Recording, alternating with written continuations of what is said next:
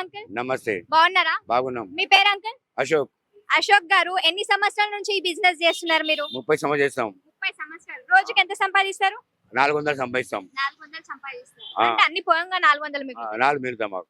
Uncle, ఇప్పుడు మన తెలంగాణలో 30వ తారీఖు ఎలక్షన్స్ జరగబోతున్నాయి. సో ఈసారి మన తెలంగాణ గడ్డపై ఏ జెండా ఎగరబోతుంది?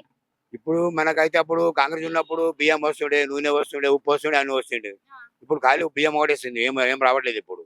అప్పుడు ఉన్నప్పుడు మనం సంసారం నడుతుండే. అప్పుడు చేపతి వస్తుండే, చక్కెర వస్తుండే, బియ్యం వస్తుండే, ఉప్పు వస్తుండే, కారం వస్తుండే, చింతపండు అన్ని వస్తుండే.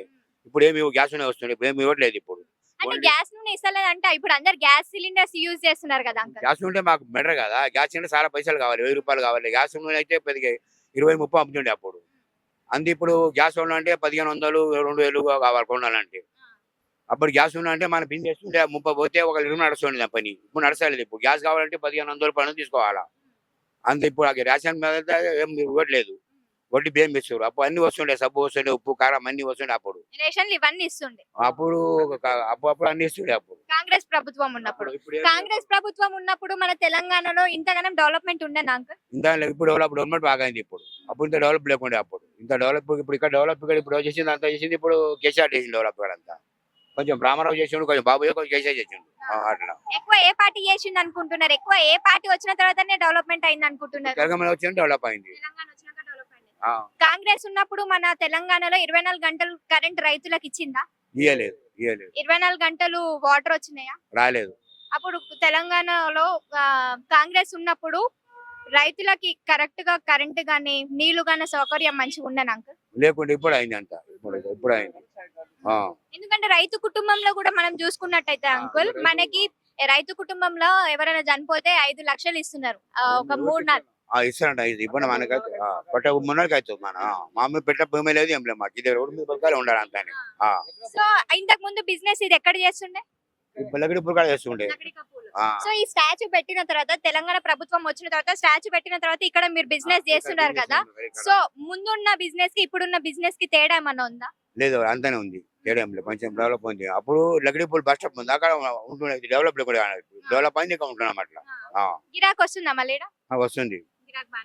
సో ఏ పార్టీ గెలిస్తే బాగుంటది అనుకుంటున్నారు అంకుల్ ఈసారి మళ్ళీ? ఎందుకంటే ఇప్పుడు కిరోసిన్ గురించి మీరు చెప్పినారు. సో కాంగ్రెస్ వచ్చేసేమో 500కి సిలిండర్ ఇస్తానంటుంది, బీఆర్ఎస్ పార్టీ వాళ్ళేమో 400కి సిలిండర్ ఇస్తానంటున్నారు. ఇప్పుడు దాకా ఇస్తలేరు. అది చిన్నప్పుడు వచ్చినాక ఒక మాట అప్పుడు ఏమన్నారు, పాలకూర అగ్గ చేస్తాము, కూర అలాగ చేస్తామన్నారు. ఏ పార్టీ అంటున్నారు? అప్పుడు కాంగ్రెస్ పార్టీ అన్నది. పాలకూర కూరగాయలు ఆగి చేస్తామని చెప్పారు. అప్పుడు చేయలేదు. మరి ఉల్లిగడ్డ ఇప్పుడు అంతా పెరిగమైంది, ఏం చేస్తాం మేము? 100 రూపాయలు కేజీ, 100 కేజీ అంతే. ఈ ప్రభుత్వంలో ఉల్లిగడ్డ ఎప్పుడు పెరిగినట్టు కాలేదు. సో ఏ పార్టీ గెలవాలనుకుంటున్నారు? ఏ పార్టీ గెలుస్తుంది అనుకుంటున్నారు? ఏదైతే వస్తుంది హత్తి పట్టి రావాలేమో. ఏది మారాని అంకుల్? హత్తి దానికి ఆని ఏమంటారు, ఏనుగు టిఆర్ఎస్ అంకుల్. ఇప్పుడు ఎందుకంటే టిఆర్ఎస్ వర్సెస్ కాంగ్రెస్ నడుస్తుంది కదా. సో ఏది గెలుస్తారు? మన బండి ఇబ్బంది పెడతారు కదా, బండి తీసాయి మొత్తం మదువు చేయి అంటారు కదా. టీఆర్ వచ్చినప్పుడు మూమెంట్ ఉంది, బండి బంద్ చేసి అంటే మనకు జింది ఖరాబ్ అవుతుంది. ఇప్పుడు వాళ్ళు వస్తే సేమ్ వస్తుండ్రు, తీసి బంద్ చేయి, ప్యాక్ చేయి. సో ఏ పార్టీ గెలిస్తే బాగుంటది అనుకుంటున్నారు? మనకైతే కాంగ్రెస్ బాగుంటది. కాంగ్రెస్ గెలవాలనుకుంటున్నారు. మన బియ్యం వస్తాయి, గ్యాస్ మీద వస్తాయి, అన్ని వస్తాయి. ఇప్పుడైతే గ్యాస్ ఏం రాలేదు. ఇప్పుడు కానీ బియ్యం హామీలు ఇవన్నీ హామీలు ఇయ్యలేరు కదా. మరి అప్పుడు ఇచ్చింది కదా. అప్పుడు ఇచ్చినారు కానీ ఈసారి హామీలు ఇయ్యలేరు కదా. మేనిఫెస్టోలు ఇవన్నీ పెట్టలేరు కదా.